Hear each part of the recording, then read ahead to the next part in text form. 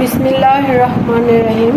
আসসালামু আলাইকুম, welcome back to my channel. আমি নুসরাত কুকিং ওয়ার্ল্ড থেকে নুসরাত বলছি। তো আজকে আমি আপনাদের দেখাবো একটু ভিন্ন অন্যরকম রেসিপি। তো আপনারা ভিডিওটি শুরু থেকে শেষ পর্যন্ত দেখবেন এবং আমাকে একটি লাইক, কমেন্টস আর সাবস্ক্রাইব করে আমার সাথেই থাকবেন।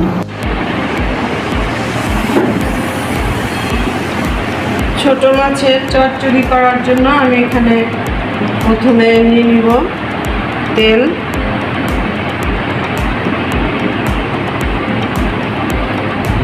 তারপর দিয়ে দেব টমেটো কুচি করে রেখেছি আমি।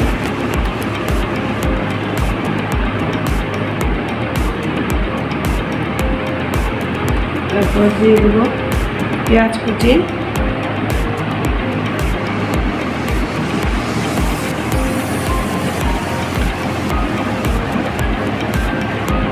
আলু ঝুরি করে কেটে রেখেছি। তারপর দিয়ে দেবো শুকনো মরিচ,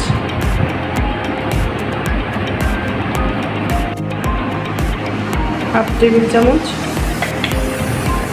তারপর দিয়ে দেব হলুদ গুঁড়া,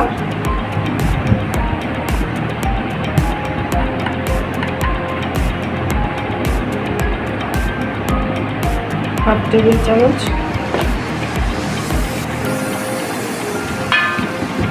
কাঁচামরিচ কেটে রেখেছিলাম 5টি। তারপর দিয়ে দেব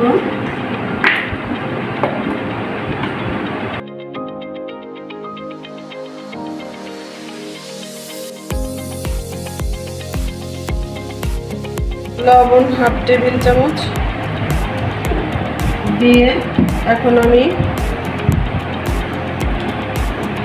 সব কিছুকে মাখিয়ে নিব। ভালোভাবে মাখিয়ে নেওয়ার পর তারপর মাছগুলো দিয়ে দিব। চচ্চড়ি সব মশলা উপকরণ দিয়ে আমি ভালোভাবে মাখিয়ে নিয়েছি। তারপর এখন দিয়ে দিব ছোট মাছগুলো, ভালো করে ধুয়ে নিয়েছি।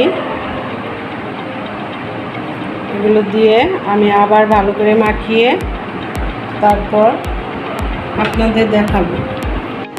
সুন্দর করে মাছ দিয়ে আমি ভালো করে মাখিয়ে নিয়েছি।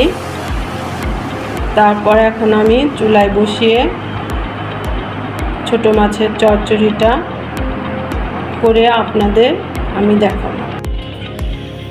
চুলাটা অন করে নিব। তারপর এখন একটা ঢাকনা দিয়ে ঢেকে দিব।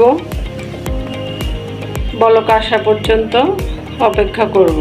ছোট মাছের চচ্চড়িটা আমার বলক এসে গেছে। এখন আমি ঢাকনাটা তুলে নিব। দেখুন কালারটা কত সুন্দর হয়েছে, দেখতে কত সুন্দর লাগছে, খেতেও অনেক মজা লাগবে।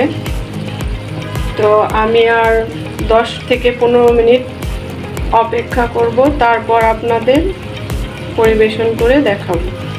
আমার ছোট মাছের চচ্চড়িটা রান্না করা হয়ে গেছে। আমি এখন নামিয়ে নিয়ে তারপর আপনাদের পরিবেশন করে দেখাবো।